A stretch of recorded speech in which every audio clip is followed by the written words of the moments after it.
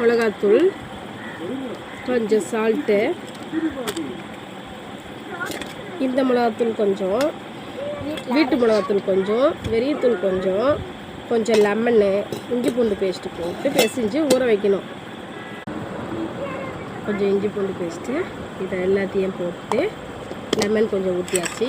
இது எல்லாத்தையும் போட்டு பிசைஞ்சு கொஞ்சம் தயிர் விட்டு பிசைஞ்சு வச்சாச்சு.